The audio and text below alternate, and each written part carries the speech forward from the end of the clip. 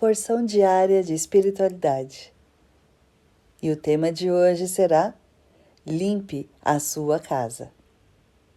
O versículo principal dessa meditação diz o seguinte: Deus destruirá quem destruir seu templo, pois o templo de Deus é santo e vocês são esse templo. 1 Coríntios capítulo 3, versículos 16 e 17. A limpeza é uma ação necessária e que deve ser feita com frequência a fim de se ter uma casa habitável. O mesmo acontece com o templo do Espírito Santo, que é o seu corpo. Veja o que disse o apóstolo Paulo, registrado em 1 Coríntios capítulo 3. Vamos ler os versículos 16 e 17, agora o texto completo que diz o seguinte: Vocês não entendem que são o templo de Deus e que o Espírito de Deus habita em vocês? Deus destruirá quem destruir seu templo, pois o templo de Deus é santo e vocês são esse templo.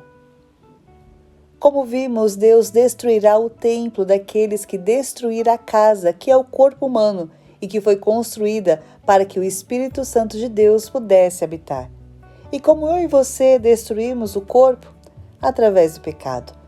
Pois veja o que disse o profeta Isaías, registrado em Isaías capítulo 59, versículo 2, que diz o seguinte: Pois são os pecados de vocês que os separam do seu Deus.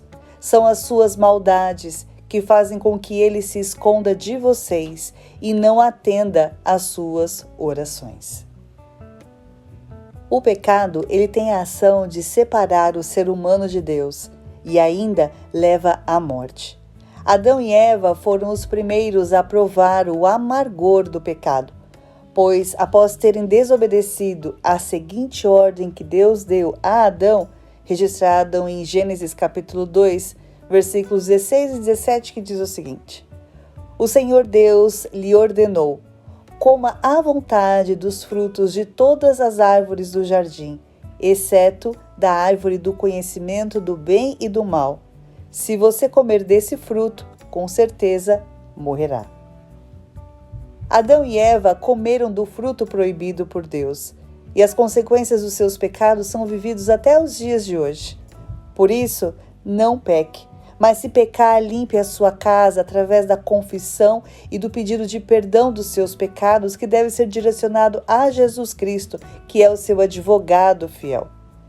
Em 1 João capítulo 2, versículo 1, diz o seguinte: Meus filhinhos, escrevo-lhes estas coisas para que vocês não pequem. Se, contudo, alguém pecar, temos um advogado que defende nossa causa diante do Pai, Jesus Cristo, aquele que é justo. Deus te abençoe.